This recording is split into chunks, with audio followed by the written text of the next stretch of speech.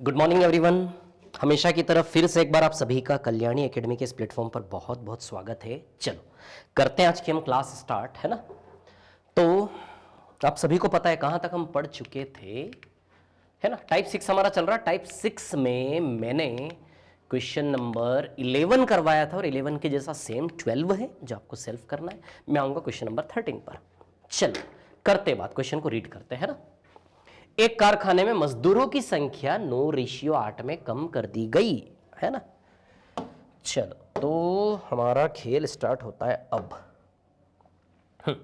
एक कारखाने में मजदूरों की संख्या 9:8 में कम कर, मतलब कारखाना, कारखाना मतलब जैसे पुरानी पिक्चरों में पुरानी फैक्ट्री होती है ना। अनिल कपूर की पिक्चर देखी होगी आपने, वो काले काले मजदूर मुनि में बैठा रहता है, शाम में सैलरी बांटता है, याद है वो टेबल लगा के, काली खान। वैसा कुछ थोड़ा पिक्चर बनाओ तो क्वेश्चन अच्छा लगेगा आपको समझने में, है ना।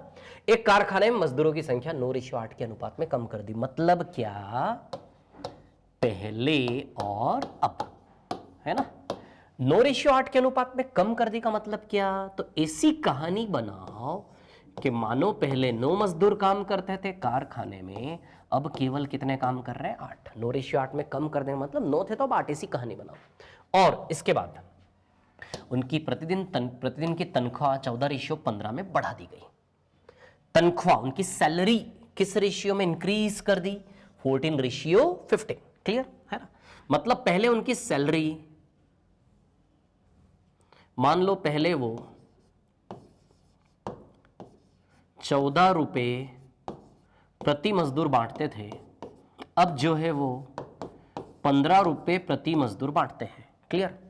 14 रुपए प्रति मजदूर बांटते थे, अब वो 15 रुपए प्रति मजदूर बांटते हैं। क्लियर, ठीक है। तो अब देखिए यहां पर क्या है कहानी, सुनिए। अब आप देखो, मतलब एक मजदूर को 14 रुपए बांटते हैं और टोटल 9 मजदूर है तो 14 9 मतलब पहले मुनीम कितनी सैलरी बांटता था, 126 रुपए, 14 9 एक प्रकार से। और अब 15 रुपए एक मजदूर के हिसाब से 8 मजदूर 120 रुपए।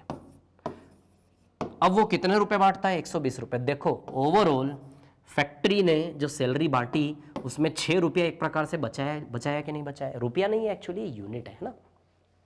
6 रुपया बचाया। अब इसमें देखो क्या लिखा है, यदि इससे प्रतिदिन की कुल तनख्वाह 6,000 रुपए कम हो गई, प्रतिदिन की कुल तनख्वाह जो 6 यूनिट कम हुई वो किसके बराबर दी है, 6,000। यदि 6 बराबर 6,000 है तो अभी प्रतिदिन की तनख्वाह क्या है, 6 बराबर 6,000, तो अब वाली तनख्वाह, पुरानी वाली नहीं अब वाली। तो यदि 6 बराबर 6,000 तो इंटू 1000 का रिलेशनशिप देख रहे हैं आप लोग, इंटू 1000। तो यहां भी करेंगे इंटू 1000 तो ये आ जाएगा आपका 1,20,000। Clear. So answer is 1,20,000। Clear. 9 8 14 repeat करके देखो, वीडियो सामने होने का फायदा क्या है, यही तो फायदा ना, रिपीट करके देखो आप उसको। क्लियर। मैं आगे चलता हूं। हाँ, क्वेश्चन नंबर 14 बिल्कुल सेम है एज इट इज, आपको सेल्फ करना है, मैं नहीं बताऊंगा। 15 पर आते हैं। चलो 15 में क्या है, जर्नी है।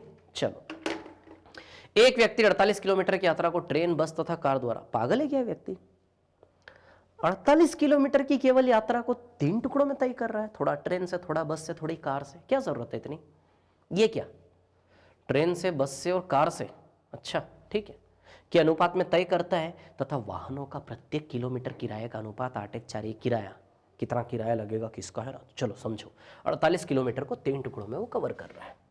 Journey of 48 kilometres covered in 3 parts, है ना, बाय ट्रेन, बस एंड कार। क्लियर। तो 48 किलोमीटर ट्रेन, बस एंड कार। क्लियर। तो देखिए, दिस इज ट्रेन, रेलगाड़ी, दिस इज बस and this is car. Train, बस और कार द्वारा 8:1:3 के अनुपात में तय करता है ना, 8:1:3 के अनुपात में तय करता है। क्लियर, ठीक है ना। अब सुनिए, इसको पहले हम अलग अलग कर लेते हैं। कितना हो, 12। अच्छा 12 4 48 हुआ क्या, 12 चौक 48 हुआ क्या, तो इंटू 4 यहां भी करेंगे, इंटू 4 यहां भी करेंगे, इंटू 4 यहां भी करेंगे। क्लियर। तो चलो ट्रेन का कितना हो गया है, 32 किलोमीटर। अभी क्लैरिटी है ना भैया, कितना किलोमीटर किससे, 48 किलोमीटर को तीनों पार्ट में डिवाइड करो, 1 4 4, तो बस से 4 किलोमीटर की जर्नी है उसकी, और 12 किलोमीटर किससे है, कार से। क्लियर, ठीक है। अब आगे क्या हुआ, वाहनों का प्रत्येक किलोमीटर किराए का अनुपात, वाहनों का पर किलोमीटर चार्जेस क्या है, 8 1 और 4 किराया। तो यदि हमें कोई भी यात्रा करनी है तो पहले हम हिसाब किताब लगा ले, खर्चा जोड़ ले, कितना क्या पैसा लग रहा है क्या नहीं, है ना, ठीक है। तो 8:1:4 के अनुपात में प्रत्येक किलोमीटर किराए का अनुपात है 8:1:4, क्लियर, ठीक है। 8:1:4 का रेशियो है, ठीक है। और इसमें से ट्रेन का किराया है 24 पैसे। अब आप देखो किराए का जो रेशियो इधर पे लिखता हूं, है ना, ध्यान देना, ठीक है। किराए का रेशियो है 8:1:4, क्लियर। वही ट्रेन, बस एंड कार, क्लियर, ठीक है। 8:1:4 ट्रेन का किराया 24 पैसे, तो ट्रेन का जो किराया है 8, वो किसके बराबर है, 24 पैसे पर किलोमीटर के बराबर, क्लियर, ठीक है। तो ट्रेन का जो किराया है 8 यूनिट, वो कितना दिया है 24, तो 8 तिया 24। तो इस बहाने बस और कार का भी किराया जाएगा, 1 तिया 3, तो बस का किराया 3 पैसे और 4 तिया 12 पैसे, क्लियर। तो ये 24 पैसे पर किलोमीटर, तो बताइए 24 पैसे पर किलोमीटर, 3 पैसा और ये 12 पैसा, तो चलो 1 किलोमीटर का 24 पैसा। यदि ट्रेन का 1 किलोमीटर का 24 पैसा, तो 32 किलोमीटर का कितना होगा, 32 इंटू 24 पैसा, क्लियर।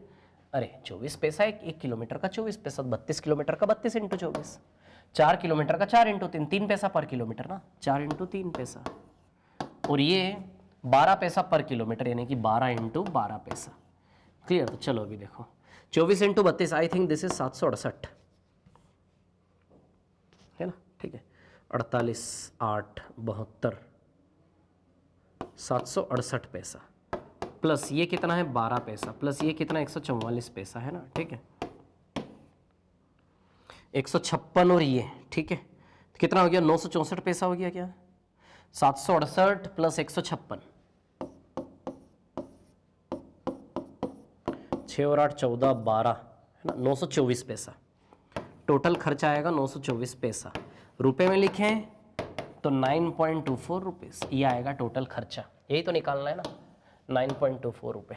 क्लियर आया क्या समझ में? इजी सा क्वेश्चन था। किलोमीटर्स को ब्रेक करो, देन जो भी चार्जेस है पर किलोमीटर उसके हिसाब से खर्चा जोड़ना है ना यार, टोटल पूरा। चलो क्लियर, वीडियो को रिपीट करके देखें। मैं चलता हूं नेक्स्ट वाले क्वेश्चन पर, क्वेश्चन नंबर 15 के बाद आपकी स्क्रीन पर ये रहा सवाल नंबर 16। देखो क्या है कहानी। एक व्यक्ति कुछ दूरी ट्रेन, बस तथा कार द्वारा, हाँ, कुछ दूरी ट्रेन, बस तथा कार द्वारा कुछ दूरी 4-3-2 के अनुपात में तय करता है। इनकी प्रत्येक किलोमीटर किराए का अनुपात 1:4 है तथा यात्रा का कुल खर्च 720 रुपये है। तो रेलगाड़ी पर कुल खर्च क्या होगा? सेल्फ करने को दे दूं आपको, करके दिखाओगे? बोलिए क्या करना है, जैसा आप कहो। सेल्फ ट्राई करोगे इस क्वेश्चन को कि नहीं? सेम क्वेश्चन है, थोड़ा सा अलग है केवल, बस, है ना। एक व्यक्ति कुछ दूरी ट्रेन, बस और कार द्वारा, है ना। तो देखो 4-3-2 के अनुपात में, चलो करवा देता हूं यार, 4-3-2 के अनुपात में तय करता है, ठीक है ना। और प्रत्येक किलोमीटर किराए का अनुपात 1:2:4 है। अब सुनो मेरी बात, ठीक है, ध्यान से। थोड़ा सा अलग है क्वेश्चन, कंपैरेटिवली उससे इजी है ना। जैसे फॉर एग्जांपल, चलिए जैसे हमें यहां से मुंबई जाना है, यहां से मुंबई की दूरी है 600 किलोमीटर। कितनी दूरी है? 600 किलोमीटर। यहां से मुंबई की दूरी है 600 किलोमीटर, 600 किलोमीटर, ठीक है। अब मैंने कार वाले से पूछा, भैया प्रति किलोमीटर कितना लेगा, प्रति किलोमीटर कितना लेगा, ठीक है। तो वो बोला, भैया मैं प्रति किलोमीटर 20 रुपया चार्ज करूंगा। कितना चार्ज करूंगा? 20 रुपया, 20 रुपया पर किलोमीटर चार्ज करूंगा। तो बताइए टोटल खर्चा मेरा 12,000 आया क्या? यानी कि यहां से मुंबई जाने का टोटल खर्चा आएगा 12,000 रुपये। बोलिए क्लियर है क्या? इतनी बात, टोटल खर्चा कितना आएगा? 12,000 रुपये, ठीक है। तो अब देखिए यहां पर क्या है कहानी। कहानी ऐसी है ना, ये क्या है? ये दूरी, डिस्टेंस, इनटू ये क्या है? चार्जेस। डिस्टेंस में किराया का गुणा करोगे तो टोटल खर्च आता है कि नहीं आता है? क्लियर। तो अब देखो हमें यहां पर डिस्टेंस का रेशियो क्या दिया है? 4-3-2, है ना। ट्रेन, बस, कार का डिस्टेंस का रेशियो दिया है 4-3-2, और किराए का रेशियो क्या दिया है? किराए का अनुपात 1:4। क्लियर। अब सुनो मेरी बात, इसको थोड़ा सा ऐसे लिखो तो थोड़ा अट्रैक्टिव दिखेगा सॉल्यूशन इसका, है ना। डिस्टेंस इंटू किराया बराबर खर्च। अब देखो यहाँ पे क्या है कहानी, है ना, ठीक है। तो डिस्टेंस का रेशियो है 4, 3 और 2, और किराए का रेशियो है 1, 2 और 4। क्लियर, ठीक है। अब देखिए यहाँ पे क्या है कहानी, ध्यान देना सभी लोग, है ना। मल्टीप्लाई करेंगे तो खर्च का रेशियो आ जाएगा ना, 4 1 = 4, 3 2 = 6 और 2 4 = 8। आ गया क्या खर्च का रेशियो। तो क्या था, ट्रेन, बस और कार। ये ट्रेन, ये बस और ये कार।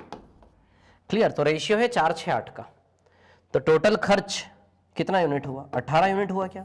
अरे टोटल खर्च 18 यूनिट, ओरिजिनली किसके बराबर दिया इन्होंने, 720 रुपये दिया ना टोटल खर्च। तो आप ही देखो इंटू 40 का रिलेशन है। क्लियर। तो हमें रेलगाड़ी का खर्च निकालना है, तो रेलगाड़ी का खर्च 4 × 40 है ना, कितना आएगा ये 160 रुपये।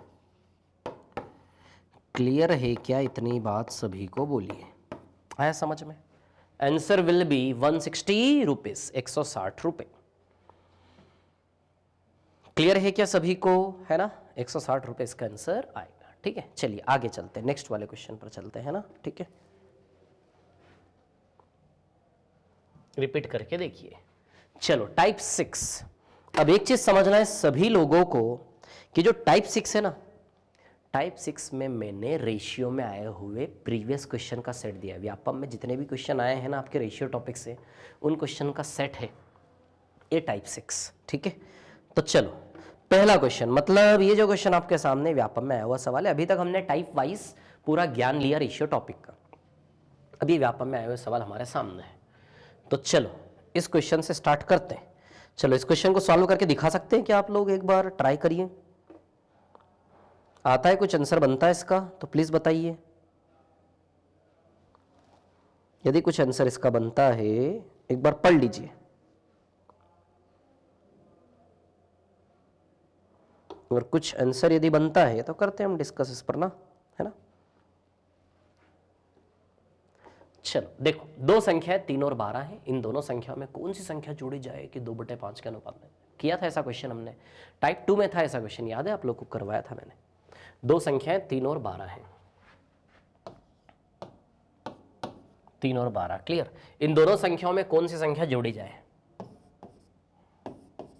कौन सी संख्या जोड़ी जाए, हमें नहीं पता ना, लेकिन इतना जरूर पता है कि दोनों में एक जैसी संख्या जोड़नी है ताकि नया अनुपात क्या हो जाए, 2:5, so that new ratio becomes 2:5। Clear, ठीक है। अब ध्यान देना यहां पर मैं क्या बता रहा हूं, है ना, ठीक है। 2 और 5, अच्छा ऑप्शन से भी कर सकते हैं इसको आप। 3 में क्या जोड़े, 6 जोड़ेंगे क्या, नहीं 6 नहीं जोड़ेंगे।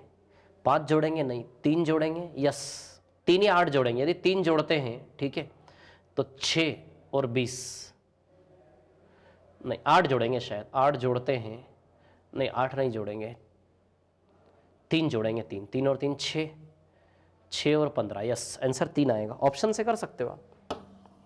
इन दोनों में क्या जोड़ें कि रेशियो 2:5 आए, तो 3 जोड़ेंगे, 3 में 3 जोड़ोगे तो 6 हो जाएगा ये, है ना, क्या हो जाएगा 6, 3, और 12 में 3 जोड़ोगे 15, 6 और 15 काटोगे तो आता है 2:5। तो आंसर इसका क्या है, आंसर इसका है 3। लेकिन बाय मेथड यदि लाएं तो मैंने आपको बोला था ना, डिफरेंस बराबर करने वाली मेथड याद है आप लोगों को। क्या करते हैं इसमें हम, डिफरेंस बराबर करते हैं या नहीं। क्लियर। देखो यहाँ का डिफरेंस कितना है 9, और यहाँ का डिफरेंस कितना है 3। क्लियर, इतनी बात ठीक है। तो डिफरेंस बराबर कर ले, जब इक्वली चेंज होता आयु कॉन्सेप्ट, इंटू 3 यहाँ भी कर ले, इंटू 3 यहाँ भी और यहाँ भी। क्लियर, ठीक है। तो ये देखो हो गया ना सॉल्व। 3 से कितना हो रहा है 6, तो बताइए x की जगह 3 जुड़ा, 12 की जगह 15 हो गया, x की जगह 3 जुड़ा के नहीं जुड़ा, तो x का वैल्यू कितना आएगा 3। क्लियर, या फिर x लगा के भी कर सकते हो आप सीधे, है ना, ठीक है। चलो आगे चलते हैं नेक्स्ट वाले क्वेश्चन पर। शांति और रानी ने क्रमशः 15,000 रुपए का निवेश किया, एक व्यवसाय प्रारंभ किया। ये पार्टनरशिप का सवाल है, साझेदारी का, इसको छोड़ दीजिए, साझेदारी में पढ़ लोगे आप इसको, है ना। 3 क्रमागत सम संख्याओं, ये भी औसत का सवाल है, ये औसत हम एवरेज टॉपिक में पढ़ेंगे, है ना, तो औसत के सवाल को भी छोड़ दीजिए। चौथा सवाल, एक महाविद्यालय में 540 लड़के एवं लड़कियां 5/4 के अनुपात, यदि लड़कियों की संख्या में 20% वृद्धि हुई तो लड़कों एवं लड़कियों का नया अनुपात क्या होगा। देखो 540 लड़के और लड़कियां हैं, लड़के और लड़कियां दोनों मिला के कितने 540, जो कि किस अनुपात में है 5 से 4 के अनुपात में। तो 5 से 4 के अनुपात में यदि अलग अलग करें 5 और 4 9 6 54 क्या, तो बताइए इंटू 60 का रिलेशन है, तो इंटू 60 यहां भी करेंगे, इंटू 60 यहां भी करेंगे, है ना, ठीक है। तो ये आएगा 300 और ये आएगा 240, क्लियर, ठीक है ना। यदि लड़कियों की संख्या में 20% की वृद्धि, लड़कियों की संख्या में, लड़के और लड़कियां, ये बॉयज है और ये गर्ल्स है, यदि लड़कियों की संख्या में 20% की वृद्धि हुई है तो लड़कों एवं लड़कियों का नया अनुपात क्या होगा। लड़कियों की संख्या में 20% वृद्धि हुई है, ध्यान दें, है ना। तो 240 का 20% यानी कि 48 लड़कियां बढ़ गई। तो चलो लड़के तो वही 300 रहेंगे, बट लड़कियां कितनी हो जाएगी 288 हो जाएगी क्या। तब रेशियो निकालना है तो कैंसिल कर लेते हैं इसको। किससे कैंसिल हो रहा है ये, 6 से कि 12 से। 12 से भी हो रहा है ना, 12 से भी हो रहा है ये। 12 से काटोगे तो 25 आएगा, 12 से काटोगे तो 24 आएगा। 25:24 आंसर आएगा इसका, ये वाला। क्लियर है कैसे किया, समझ में आया आप लोगों को, है ना, ठीक है। 300 और 240, तो 25 और 24 का रेशियो बनेगा, क्लियर, ठीक है। हाँ देखिए भी नेक्स्ट क्वेश्चन है ना, ठीक है। यदि तीन संख्याओं का गुणनफल 30,870 है तथा संख्याएं 2, 5, 9 के अनुपात में है तो उनमें सबसे बड़ी संख्या क्या है। देखो तीनों संख्याओं का अनुपात क्या है, 2, 5, 9 के अनुपात में है। तीनों संख्याओं का अनुपात है 2, 5, 9, क्लियर। 2, 5 और 9, पहली संख्या, दूसरी संख्या और तीसरी संख्या, क्लियर। तो क्या करो, x लगा लो, 2x, 5x और 9x, क्लियर। और इन तीनों संख्याओं का गुणनफल किसके बराबर है, 30,870।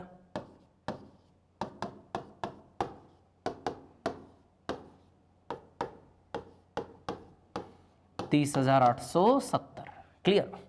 तो देखिए 9 पंजे 45, इसको कैंसिल कर ले, 9 से काटते हैं, 9 से काटेंगे तो 3430 आएगा। अब 5 दूनी 10 होता है ना, 5 दूनी 10, तो 10 यानी कि 0 से 0 कैंसिल, आया समझ में। तो x क्यूब बराबर 343 बचा। तो 343 7 का क्यूब होता है या नहीं, तो बताइए x बराबर कितना आएगा 7, क्लियर। अब क्या निकालना है, लार्जेस्ट नंबर, सबसे बड़ी संख्या। तो सबसे बड़ी संख्या लगा दो यहाँ 7, तो 7 9 जा 63, तो आंसर आएगा इसका 63। बोलिए आती है क्या बात समझ में, क्लियर है, आंसर विल बी 63, ठीक है। आगे चलते हैं, रिपीट करके देखो, इजी 1 लाइनर क्वेश्चन है। आप ये समझो कि कितने इजी क्वेश्चंस आप लोगों को एग्जाम में आ रहे हैं, इतनी बात आप समझो, है ना। चलो निम्नलिखित में से किस जोड़े का अनुपात 1180 और 1652 है, ठीक है। चलो 1180 और 1652 जैसा कौन है, अब आप यहां पर देखना है ना। कैंसिल करें इन दोनों को, 4 से कैंसिल हो रहा है, 4 से कैंसिल करोगे तो आई थिंक ये आएगा 295 और ये आएगा 413। फिर एक बार कट रहा है 59 से, किससे कट रहा है, 59 से कट रहा है ये। 59 से यदि आप इसको काटेंगे तो ये आएगा 5 और ये आएगा 7। अब सवाल उठता सर 59 से कैसे काटा आपने, तो सुनिए मेरी बात ध्यान से। अच्छा ये 5 से भागी थे, यदि ये 5 से भागी थे तो 5 से भाग दोगे तो 59, यानी कि 59 गुणा 5 आप इसको लिख सकते हो। 5 से भागी थे ना, तो 295 में 5 से भाग दोगे तो 59 बचेगा, यानी कि 59 गुणा 5 है ये, क्लियर। तो या तो दोनों 5 से भागित होंगे, तो 5 से तो भागित है नहीं, तो 5 तो कैंसिल हो गया, या फिर 59 से भागित होंगे। यदि 59 और 5 से भागित नहीं हुए दोनों, तो किससे भागित नहीं होंगे फिर, क्लियर। तो 5 से भागित है नहीं, 59 से भाग दिया, तो 59 से 5 बार जा रहा, 59 से कितनी बार जा रहा, 7 बार। तो हमें पता चल गया कि 59 से भागित है और रेशियो 5:7 आएगा, क्लियर।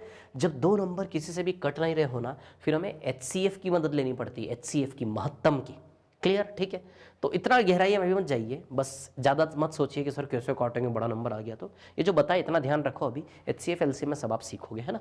तो 5:7 आएगा क्या, क्लियर, इतनी बात, ठीक है। अब 5:7 किसका है पता है आपको, इसका, ये 5:7 में है।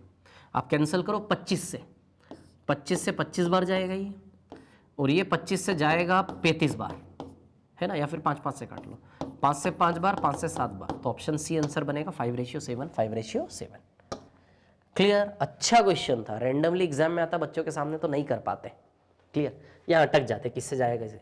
तो जब भी क्वेश्चन में इस प्रकार से बहुत ज़्यादा अटक जाओ, छोड़ के आगे बढ़ो, लास्ट के लिए छोड़ दो, ज़्यादा उलझना नहीं, ज़्यादा खींचना नहीं टाइम, है ना। चलो तो आपकी स्क्रीन पर अगला सवाल क्वेश्चन नंबर 8, ये देखिए, मेरे बटुए में 700 रुपये हैं। अच्छा, आपको पता है ऐसे क्वेश्चन हमने किए थे, सिक्कों वाले सवाल, याद है कि नहीं याद है? सिक्कों वाले सवाल हमने किए थे ना। मेरे बटुए में 700 रुपये हैं, इसमें इतने ही 25 पैसे, 50 पैसे और 1 रुपये के सिक्के बराबर संख्या में। अब सुनो, सपोज दिस इज बटवा, ये देखो, बटवे में 25 पैसे, 50 पैसे और 1 रुपये के सिक्के, मतलब 25 पैसे के भी सिक्के हैं, 50 पैसे के भी सिक्के और 1 रुपये के भी सिक्के हैं, और ये सब मिलाकर टोटल धन कितना इकट्ठा हो गया है? 700 रुपये। क्लियर। और प्रत्येक प्रकार के सिक्के की संख्या क्या है? समान है ना, बराबर संख्या में सिक्कों की संख्या क्या है? बराबर है। तो 25 पैसे, 50 पैसे, 1 रुपये करके उसने गुल्लक में इकट्ठा किया। वो गुल्लक नहीं होता था जिसमें एक ऐसा छेद होता था जिसमें से पैसे डालते थे, याद है? तो उसने इस गुल्लक में टोटल कितना धन इकट्ठा कर लिया? 700 रुपये इकट्ठा कर लिया टोटल उसने। और कितने कितने प्रकार के सिक्के डाले? 25 पैसे के सिक्के, 50 पैसे के सिक्के, 1 रुपये के सिक्के डाल के टोटल 700 रुपये इकट्ठा उसने कर लिया। क्लियर है इतनी बात? ठीक है। और इसके बारे में एक और क्या जानकारी दी हमें कि प्रत्येक प्रकार के सिक्के की संख्या बराबर है, मतलब 25 पैसे, 50 पैसे, 1 रुपये के सिक्के की संख्या क्या है? उसमें समान है। क्लियर इतनी बात? ठीक है। तो चलो अब इसको करते हैं हम सॉल्व। तो मैंने आपको एक रिलेशन बताया था, याद होगा, डिनोमिनेशन। अच्छा, जो लोग रैंडमली इस वीडियो को देख रहे हैं, प्लीज रेशियो की पूरी क्लासेस देखो, ठीक है। Denomination into number of coin is equal to total money, कुल राशि। डिनोमिनेशन क्या है? 25 पैसा, 50 पैसा, 1 रुपया है कि नहीं है? सो डिनोमिनेशन इज 25 पैसा, 50 पैसा और 1 रुपया। क्लियर। और नंबर ऑफ कॉइन की बात करें, नंबर ऑफ कॉइन का रेशियो 1:1:1 दिया है क्या इन्होंने हमें? कैसे? बराबर बोला है ना। बराबर का मतलब हो सकता है प्रत्येक प्रकार की संख्या 10-10-10 हो, 20-20-20 हो, 30-30-30 हो, 40-40-40 हो, कुछ भी ले लो, लेकिन 40-40-40 भी लोगे तो काटोगे तो 1:1:1 ही आएगा।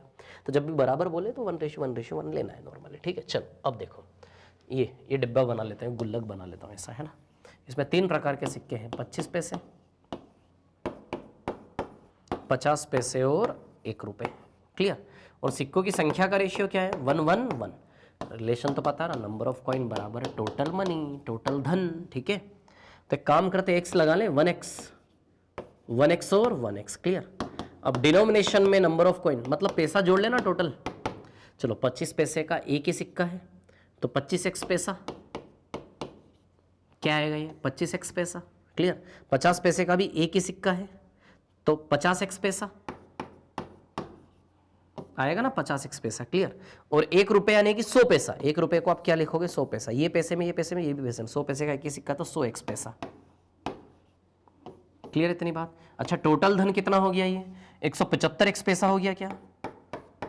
और ये जो 175x पैसा है ये किसके बराबर है? 70,000 पैसे के बराबर दिया है कि नहीं दिया है? अरे ये पैसे में है तो 700 रुपये को भी पैसे में लिखोगे तो 2 0 बढ़ेंगे कि नहीं बढ़ेंगे? ये पैसे में लिया तो ये भी पैसे में, और टोटल धन जो थैले का है या डब्बे का है वो जोड़कर कितना है? 70,000। तो यहाँ से x का वैल्यू 400 आएगा। इसको इससे कैंसिल कर लेना आराम से। x का वैल्यू कितना आएगा? 400। x का वैल्यू 400 आने का मतलब है कि प्रत्येक प्रकार के सिक्के की संख्या 4-400 होगी ना। x का वैल्यू पुटअप करो 400, 1x यानी कि 400 इंटू 1, 400 सिक्के, 400 इंटू 1 4 सिक्के, 400 इंटू 1 4 सिक्के। तो प्रत्येक प्रकार के सिक्कों की संख्या बताइए 400 400 400 आएगी कि नहीं आएगी? क्लियर। तो प्रत्येक प्रकार के सिक्कों की संख्या क्या आएगी? 400। इतना बड़ा ड्रामा करके मैंने आपको बताया, क्वेश्चन ओरली होना था सीधे। ये चीज़ हम इमेजिन करते हैं, इसको इमेजिन करते हैं। 25 पैसे का एक ही सिक्का, अरे पैसा इकट्ठा करना है यार, 25 पैसे का एक ही सिक्का है तो 25 पैसा ही हुआ ना टोटल। 50 पैसे का भी एक ही सिक्का, 1 रुपये का भी एक ही सिक्का है, तो तीनों को जोड़ेंगे टोटल धन 175 पैसा जुड़ेगा कि नहीं जुड़ेगा? और वो जो 175 पैसा x है वो किसके बराबर है? टोटल धन 70,000 पैसा। x का वैल्यू 400 आया तो 400 400 400, प्रत्येक प्रकार के सिक्कों की संख्या 400 400 400। क्लियर? बोलो क्लियर है या नहीं? कैसे बोलोगे? हाँ चलो कोई बात नहीं, नेक्स्ट आगे बढ़ते हैं। हाँ बेसिक सा क्वेश्चन है, अच्छा क्वेश्चन है, चलो कर लेते हैं इसको सॉल्व, है ना। यदि a/b 3:7 है तब 5a + 6b और a-2b क्या है? ठीक है। अब यहाँ से देखो a/b क्या है? 3:7। मतलब इसका मतलब क्या है कि a/b बराबर 3/7, ये मतलब होता है इसका, है ना। रेशियो मतलब डिवाइड का साइन और इसका मतलब इक्वल्स टू का साइन, इक्वल्स टू का साइन है, इक्वल्स टू का, और रेशियो मतलब डिवाइड। ठीक है। अब हमें क्या निकालना है, 5a + 6b upon a - 2b, इसकी वैल्यू हमें निकालना है। ठीक है, तो चलो ध्यान दो सभी लोग, है ना। a का वैल्यू क्या पुटअप करेंगे, 3, और b का वैल्यू 7, तो a का वैल्यू 3 पुटअप करेंगे और b का वैल्यू 7, a का वैल्यू 3 पुटअप करेंगे, b का वैल्यू 7। क्लियर। तो 15 और 42, 5 दिया 15, 15 और 42 कितना आएगा, ये शायद 57 आएगा, है ना। और 3 - 14 -11 आएगा, तो 57 अपॉन -11, तो इसको हम ऐसे भी लिख सकते हैं ना, -57/11, तो ये वाला आंसर आ जाएगा ना, बी वाला। क्लियर। चलो आगे चलते हैं ना। ठीक है,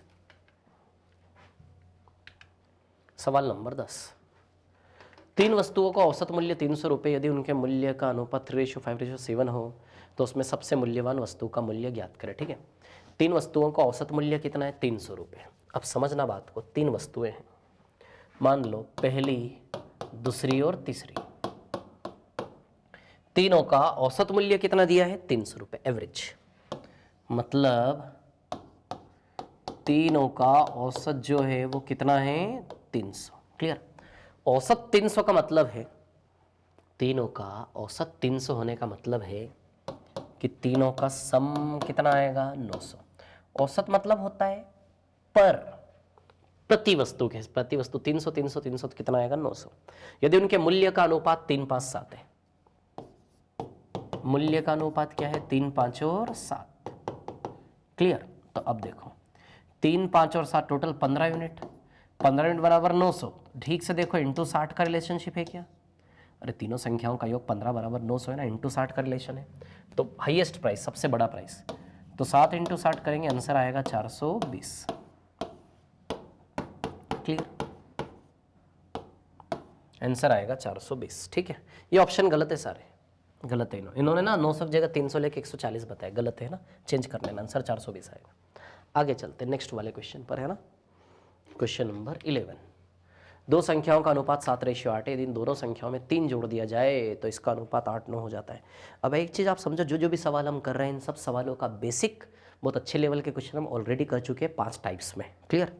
चलो देखो, अभी दो संख्याओं का अनुपात 7:8 है, यदि इन दोनों संख्याओं में 3 जोड़ दिया जाए, देखो पहली संख्या दूसरी संख्या, दो संख्याओं का अनुपात 7:8 है, दोनों में कितना जोड़ दिया जाए, 3 3 दोनों में जोड़ दिया जाए, कितना एडिशन हो रहा है, दोनों ही में 3 3 जोड़ दिया जाए तो इनका अनुपात 8:9 हो जाता है। कितना हो जाता है, 8:9। क्लियर। तो संख्याएं होंगी, तो संख्याएं क्या होंगी ये हमें बताना है। ठीक है, तो अब ध्यान दीजिए, अरे 21 और 24, सीधी सी बात, ये आंसर आएगा। ठीक है, अच्छा सुनो, एक बात सुनो आप यहाँ पे, ठीक है ना, नहीं 2 ऑप्शन, चलो कोई बात नहीं। आयु वाला कॉन्सेप्ट लगा ले क्या, जब समान अंतर होता है तो आयु का कॉन्सेप्ट लगता है, याद है। तो इसका डिफरेंस 7 और 8 का डिफरेंस 1 है, 8 और 9 का डिफरेंस ऑलरेडी सेट है क्या, अंतर बराबर है, ऑलरेडी सेट है। तो 7 से 8 1 यूनिट, 1 यूनिट का वैल्यू 3 है, 1 बराबर 3, तो 7 बराबर 7 × 3, 7 × 21, तो पहली संख्या 21 और 8 × 24, तो दूसरी संख्या 24। तो बताइए संख्या 21 और 24 आएगी क्या। क्लियर है इतनी बात सभी को, है ना। चलिए आगे चलते हैं। ठीक है, तीन संख्याओं 2, 3, 2, 5 के अनुपात में इस प्रकार है कि उन संख्याओं के वर्गों का योग 1862 है। तीन संख्याएं 3, 2, 5 के अनुपात में, है ना, फर्स्ट सेकंड थर्ड, 3, 2, 5 के अनुपात में है। 3, 2, 5 के अनुपात में मतलब संख्याओं को 3x, 2x और 5x मान लेते हैं। इनके वर्गों का योग किसके बराबर है, 1862। तो इनके वर्गों का योग, स्क्वायर का सम, 3x का स्क्वायर, 2x का स्क्वायर और 5x का स्क्वायर, इनके स्क्वायर का सम किसके बराबर है, 1862। क्लियर। तो 9x स्क्वायर हो जाएगा, ये आपका 4x स्क्वायर हो जाएगा और ये आपका 25x स्क्वायर हो जाएगा, बराबर कितना है, 1862। क्लियर। तो 13 और 25 कितना हुआ, 38x स्क्वायर, 1862, है ना। चलो इसको कैंसिल करें, है ना, तो किससे, 2 से कैंसिल करते हैं पहले, 19, 2 से कैंसिल, 2 9 ज़ा 18, 2 3 ज़ा 6, 2 1 ज़ा 2। अभी 19 से कैंसिल होगा, ये लग नहीं रहा 19 से कैंसिल होगा, होना चाहिए लेकिन, ठीक है ना।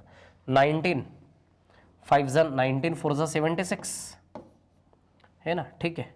और 19 9 हाँ जा रहा है ना, एक्स स्क्वायर बराबर 49, मतलब 7 का स्क्वायर, तो बताइए एक्स का वैल्यू 7 आ जाएगा क्या? अरे इतनी सारी स्टेप लिखी है, इतना ड्रामा नहीं करना, एक स्टेप लिख के सीधे यहीं से हो जाता कैलकुलेट। 9 4 13, 13 और 25 38, 38 बराबर 862, एक्स बराबर 7, ये ओरली होता है सब। चलो तो फाइंड द मिडिल नंबर, यानी कि ये वाला नंबर निकालना है मिड वाला, तो एक्स का वैल्यू 7 पुटअप करिए यहाँ पे, तो मिडिल नंबर 7 दूनी 14 आएगा कि नहीं आएगा? तो मिडिल नंबर कितना आएगा? 14। क्लियर? वीडियो को रिपीट करके देखेंगे, मैं आगे चलता हूँ, है ना। एक थैले में 210 रुपए जो कि 1 रुपए के सिक्के 50 पैसे के सिक्के 3 5 6 के अनुपात में हैं, ठीक है। कर चुके हो, सिक्के वाला क्वेश्चन हम कर चुके हैं, है ना। तो मैं नहीं बताता हूं इसको, you should do it by your self. यदि डाउट आता है सॉरी तो वीडियो के कमेंट में आप लिखिए, है ना, फिर उस डाउट्स के लिए एक अलग से वीडियो बनाकर मैं आपको दूंगा। क्लियर? लेकिन मैं चाहता हूं कि ये क्वेश्चन एटलीस्ट मैं नहीं बताऊं, थोड़ा काम आपके लिए भी रखूं, इसलिए आगे सवाल पर चलता हूं। ABC में कुछ इस प्रकार विभाजित किया गया कि AB 5 2, BC 7 13, तो B को कितने रुपए, ये भी आपको करना चाहिए खुद से। चलो बता देता हूं, लेकिन 1500 रुपए को ABC में बांटना है ना, ABC में बांटना है। क्लियर? A से B का रेशियो 5:2 और B से C का रेशियो 7:13। A से B का रेशियो 5:2 और B से C का रेशियो 7:13। क्लियर है ना? ठीक है, अभी ध्यान दीजिए यहाँ सभी लोग। A B B C को इक्वल करने के लिए A B C का सिंगल रेशियो बनाना पड़ेगा।